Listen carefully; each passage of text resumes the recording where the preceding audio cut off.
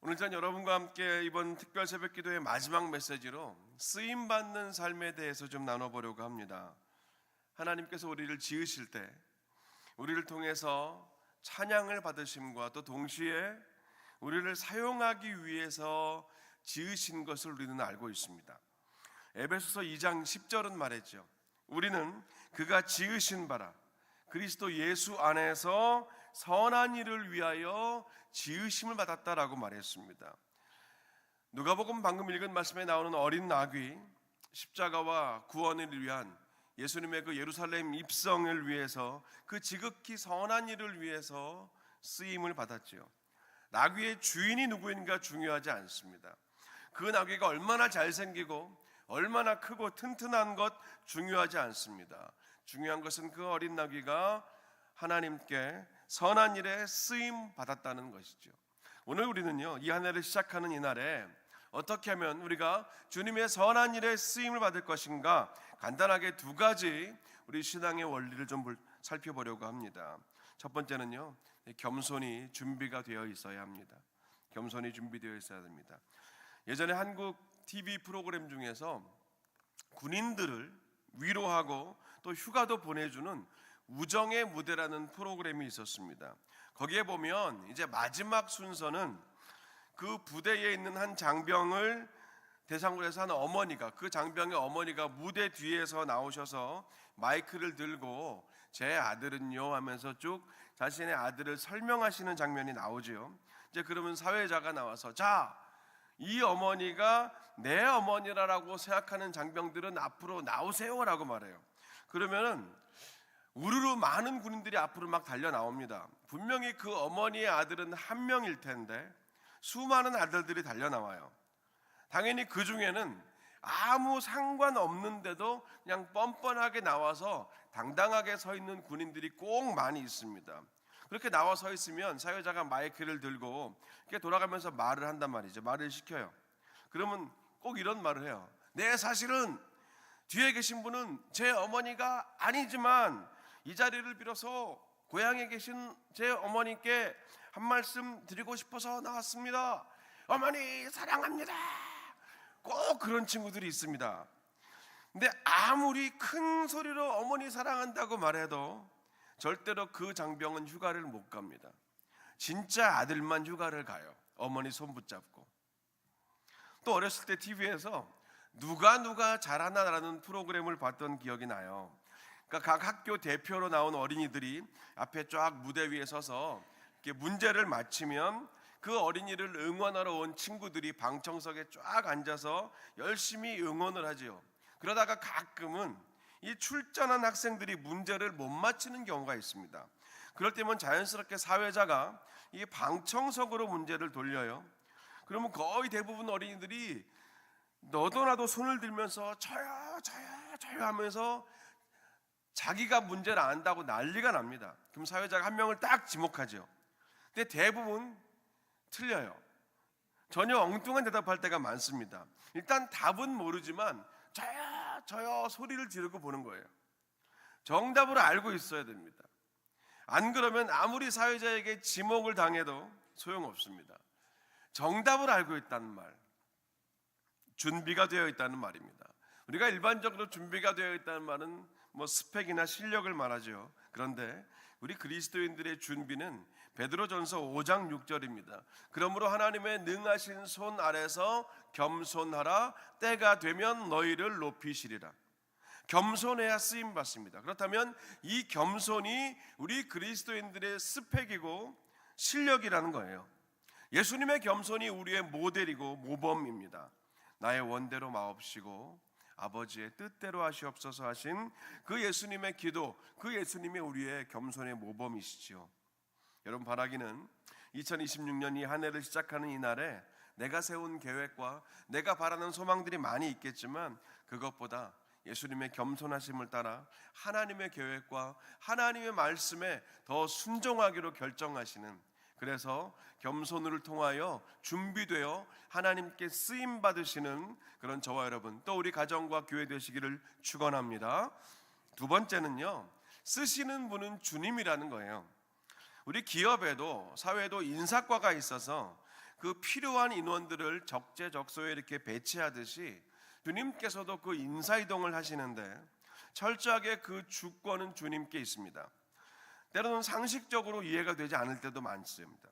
아니 왜 저 사람을 저 자리에 놓으시지? 아니 왜 이렇게 준비된 사람을 이렇게 하나님이 쓰지 않으실까라는 그런 궁금증이 들 때가 많아요. 그런데 사실 지나보면 제 생각과 제 의심이 반쪽짜리였다는 것을 알게 되더라고요.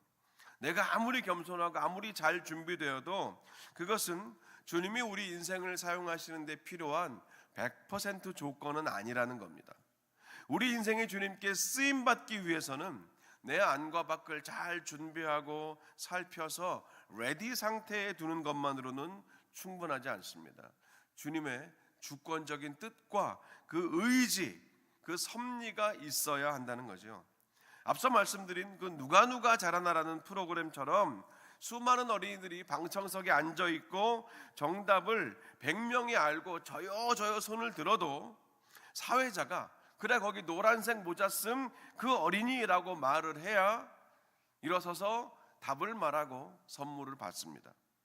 손을 들어도 누구라고 지목하는 것은 사회자의 몫이에요. 우리가 주님께 쓰임 받는다는 것도 같은 차원입니다. 주님 마음이에요. 주님 결정입니다. 원하시면 갈릴리 투박한 그 어부를 예수님의 수제자가 되게도 하시고, 원하시면 사울을 바울이 되게도 하십니다. 주님 마음이에요. 우리가 거기에는 토를 달 수가 없습니다. 그저 우리는 어디에 쓰임 받을지를 내가 결정하는 게 아니라 나는 주님이 마음껏 쓰실 준비가 되어 있는가를 늘 확인하고 돌아보는 일이 바로 우리의 몫이라는 거죠. 어느 누가 예상했겠습니까? 스가랴의 예언에 등장했던 그 어린 나귀가 감람산 벳바게와 베다니 건너편에 있는 마을 어귀에 그때 매어 있던 이름 모를 그 작은 나귀였다는 것을 어느 누가 예상했겠습니까? 우리의 할 일은 그래서 어디에서 쓰시든지 주님이 편하게 쓰실 수 있도록 내가 있는 나의 오늘, 나의 이 하루를, 나의 이 한 해를 떠나지 않고 충성되이 주님 앞에서 머물며 준비되어 가는 것이죠. 겸손히 나를 내어놓으면서 저는 그저 제가 해야 할 일을 했을 뿐입니다라고 말하는 무익한 종의 마음을 가져야 합니다. 바로 내 앞에 있는 나보다 실력도 없는 친구가 정답자로 지목이 되어서 앞에 나가서 상품을 받는다고 해도 내 차례를 준비하고 기다릴 수 있는 것이 그리스도의 겸손을 따르는 하나님께 쓰임받는 성도의 모습입니다. 주가 쓰시겠다 이 말을 들을 때까지 어린 나귀는요 그저 아무것도 아니었습니다. 사람 태우는 기능을 태어날 때부터 무언가 특별하게 받아서 그날 예수님을 태웠던 것이 아닙니다. 잘생기고 혈통이 좋고 족보가 좋아서 예수님을 태우고 예수님의 십자가 그 마지막 행보에 함께한 것이 절대 아닙니다. 제발 나를 써달라고 떼를 쓰지도 않았어요. 그저 그 나귀는 그날 자기가 있어야 할 곳에 있었을 뿐입니다. 짧은 메시지입니다. 여러분, 바라기는 여러분의 오늘, 여러분의 그 자리, 또 이 한 해 하나님이 맡겨주신, 하나님이 원하시는 그 자리, 그 일, 그 직분 안에 겸손히 머물러 계시다가 어떤 자리이든 어떤 모양이든 어떤 사명이든 크든 작든 드러나든 드러나지 않던, 누가 알아주든 알아주지 않던 하나님께 쓰임받는 기쁨과 행복을 누리시는 복된 이 한 해가 되시기를 간절히 축원합니다. 우리가 날마다 보는 이 파이프 오르간도 드러나 있는 32개의 크고 작은 파이프도 있지만 저 보이지 않는 곳에 숨어 있는 1000개가 훨씬 넘는 수많은 파이프들이 함께 자기의 소리를 낼 때 연주자이신 주님의 손에 의해서 아름다운 찬양이 연주되고 아름다운 곡조가 이 세상을 향하여 그렇게 선포될 수 있음을 우리가 이번 주간의 말씀을 통하여 확인하면서 은혜를 받았는데, 여러분 하나님께 쓰임받는 이 한 해가 되시기 바랍니다. 그러기 위해서 겸손히 기다리며 준비되어 있는 그리고 하나님 뜻에 늘 순종할 마음이 열려 있으신 그런 저와 여러분 되시면 참 좋겠어요. 바라기는 하나님이 사용하시는 우리 개인과 가정과 우리 교회가 되었으면 좋겠습니다. 이 한 해를 마치는 때 정말 우리가 하나님께 마음껏 쓰임 받았다. 하나님 우리를 통하여 구원의 역사, 복음의 역사, 그 사명도 감당케 하시고 선교의 사명들과 그리고 우리 개인과 가정의 회복들, 그리고 우리 교회의 성장과 성숙을 하나님이 허락하셨다는 그런 기쁨과 감사의 열매를 또 연말이면 세워질 이 크리스마스 추리에 주렁주렁 매달아서 하나님께 그렇게 올려드리는, 감사할 내용이 너무 많아서 이 카드가 모자르는 그런 이 한 해가 되었으면 좋겠습니다. 여러분, 오늘 이 아침 다시 한번 여러분의 걸음과 또 가정에서 함께 예배드리고 계시는 성도님들의 그 삶을 축복하며 하나님께 모든 감사와 영광을 드립니다. 기도하겠습니다. 하나님, 오늘 또 우리를 불러주시니 감사합니다. 주님의 은혜와 사랑에 감사합니다. 지난 한 주간 우리가 아침마다 모여서 주 앞에 나와 기도하며 또 말씀을 받으며 한 주간을 지났습니다.